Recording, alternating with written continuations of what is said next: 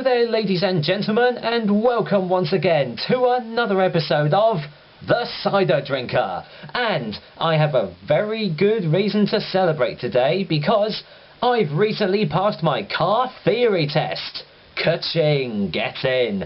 So I've decided to celebrate with, what else? A cider. And it's actually kind of a special one as well, because I was going to originally do this one for Christmas, but things got in the way and I had other plans to do as well, so it didn't actually get done.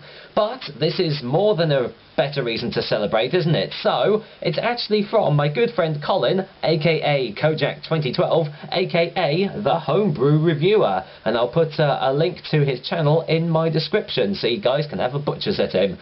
But I went to his housewarming party quite a few weeks ago, and I tried this cider there. Admittedly, I was quite drunk when I tried it, so I can't remember what it tastes like, but he's given me another bottle to try right here for you guys. Obviously, I don't have as much of details as some of the other ciders I've tried, but he has given me some details to show you. This one is aptly titled The Widowmaker, which I think is one of the most awesome names for a cider ever.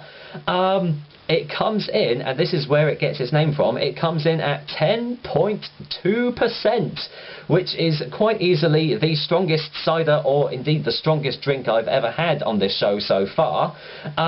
Apparently, it uses molasses and apple juice mixed with cider yeast, and it works out at roughly about 72p per pint, which is amazingly cheap. It seems that home brewing is the way to go if you really want a cheap pint these days. But yeah, well, as you can see, it looks totally different to all the other ciders I've had before, so let's go and get this open. Please don't fizz up. I hope it doesn't. Oh, it did. It's a good job I was close to my glass. There you go. Now apparently this thing does have natural sediment in it as well, so I'm going to pour this quite carefully. He says as it actually fizzes up everywhere. Cool. That was almost an unmitigated disaster right there, but thankfully I avoided it. This comes in a 450ml bottle, but obviously size does vary with homebrew kits, doesn't it? Now apparently there is natural sediment in this as well. Let's have a little look. Yeah, there is. I'm gonna leave that in there, so there's going to be quite a lot of it actually. So, right, so let's put that to one side, and let's take a look at the Widowmaker. Well, as you can see, it looks completely different to any other type of cider I've had before. It almost looks like excuse me, almost looks like an ale, like a real dark ruby or red ale, you know, a dark ale. It's yeah, like a murky chestnutty sort of colour. Don't know if you can see that in the light, but what colour am I getting? Yeah, sort of like a mahogany chestnutty sort of colour. It's lightly carbonated. You probably can't see it because it is, as you can see, I can't see you guys through there, and you probably can't see me either. Probably a good thing. So, well, looks very different. What's the smell like? Let's get a whiff. I remember the smell actually. It smells of Christmas. That's the only way I can describe it. It just smells of Christmas pudding. It's obviously the molasses that is giving off this smell, but you're getting sultanas, you're getting currants, you're getting a hit of cinnamon, a slight apricot-y note as well, and even a slight touch of brandy in a cider. Although, admittedly, you know, it is getting along the strength of a cider brandy. So, admittedly, not much of an apple aroma from this. But, I mean, there's so many other smells that it doesn't really matter at all. So, guess there's only one thing left to do, and that's to try the Widowmaker out. So, all I can say is, cheers, Colin, and thank you very much for letting me try another one of your homebrew ciders. Bottoms up and chin chin.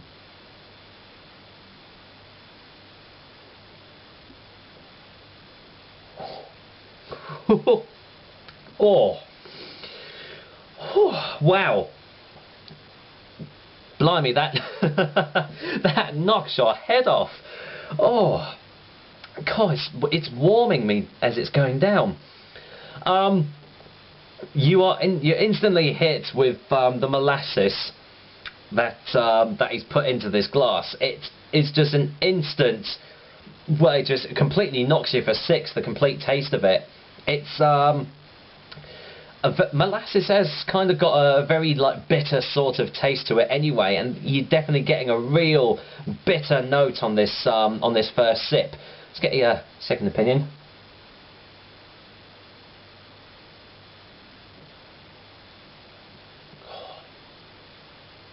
God, yeah, there's a real acidity in the aftertaste. It's very, very sharp. There's no sweetness to this cider at all. It's yeah, just very sharp, astringent. It's got, as I say, it tastes like Christmas pudding, and that is the molasses. I mean, you're getting a real alcohol hit from this as well. I mean, you can tell that this is a very, very strong cider, or a very strong drink that we have here.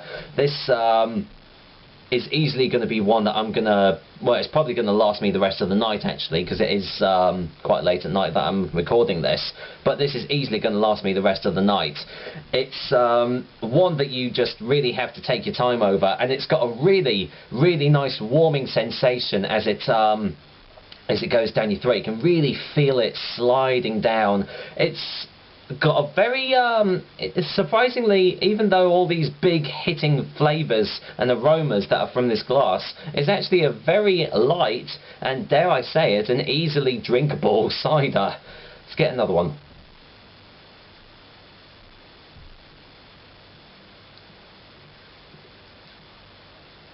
And you know what, as I'm drinking it more, you can taste the cider yeast and the apple juice that have gone into this glass, which is actually, despite, you know, apple juice being quite, you know, it's usually quite sharp anyway, it is giving off a nice sort of mellowness that kind of balances the real astringency, I can't even speak, the stringency of the molasses.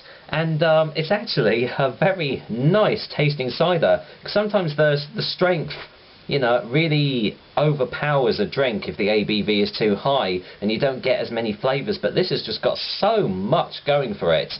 One thing I will say though is it isn't going to be for everybody, because obviously not everybody likes molasses and everything, but that's the same for any drink, you know. All the drinks that I've done, they're not going to be for everyone, but yeah, this is definitely an acquired taste. It is one of the most unique tasting ciders that I've had on this show. So all I can really say is, if you do experiment with home brews and ciders, give molasses a go and see what you think. But me personally, I quite like it. So let's get a final taste before the final verdict, shall we?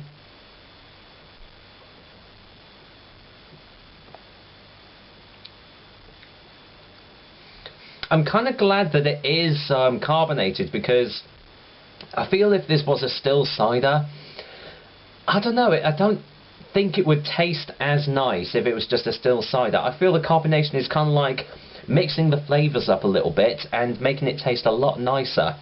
So, for a final verdict for the Widowmaker, I am going to go and give it a 7 out of 10. As I say, this one is going to last me the rest of the night, because boy howdy, it is a big hitter. But yeah, I hope Colin does make more of this, because he's got a really nice drink here, especially if it's like for a festive occasion or something like that. You know, this is this is kind of a perfect Christmas drink, shall we say. So well, all I can say is thank you very much again, Colin, for letting me try it, and I will be definitely finishing this glass off later. But for now, that is another episode of The Cider Drinker over and done with. Hope you liked it, and, well, thank you once again to Colin, also known as the Homebrew Reviewer, and if you haven't checked him out yet, then please do, because he's a really awesome guy, and he knows what he's talking about with all the homebrew and everything. Personally, I'm not, I don't really know homebrews that much, but as I say, he knows what he's talking about. So until next time, I will be back with another delicious and tasty cider soon. But until then, I'm going to kick back for the rest of the evening and finish off this glass of Widowmaker. So, Here's hoping you make some more of this, Colin, because you've got a real corking drink here. Take care, guys.